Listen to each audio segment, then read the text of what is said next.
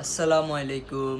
কি অবস্থা সবার? কেমন আছেন সবাই? তো আজকে আমরা ডিমকে ক্যান্ডেলিং করে চেক করব যে ডিমে বাচ্চা হয়েছে কিনা। তো আমরা ডিমে বাচ্চা হয়েছে কিনা এটা বুঝবো কিভাবে?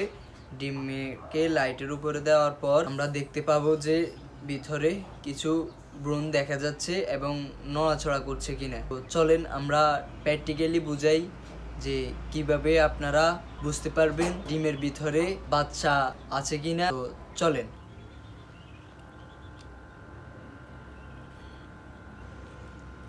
এই ডিমটাই ভ্রূণ আসছে, কিন্তু এই ডিমটাই বাচ্চাটা মারা গেছে। যে কোনো একটা সমস্যার কারণে এই বাচ্চাটা মারা গেছে। এখন তো গরম, অনেক হিট হয়ে যায়, ওই কারণে মনে হয় এই বাচ্চাটা মারা গেছে।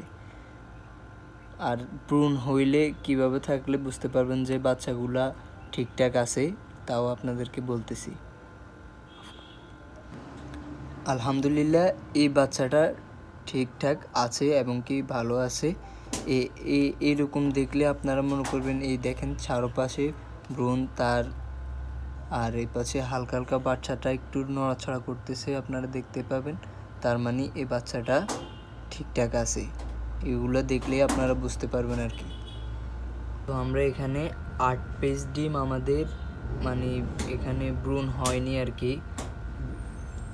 8 পিস ডিমে ভ্রূণ লাগেনি, আর সবগুলো ডিম আলহামদুলিল্লাহ মোটামুটি ভ্রূণ আছে 100%। ওগুলো ফুটতে পারে, বা বাকিটা আল্লাহর উপর নির্ভর। আর 8 পিস ডিম, কিছু ডিমে আপনার বীজ লাগেনি, ওই কারণে আর কি ভ্রূণ হয়নি। তো ভালো থাকবেন, সুস্থ থাকবেন। আসসালামু আলাইকুম।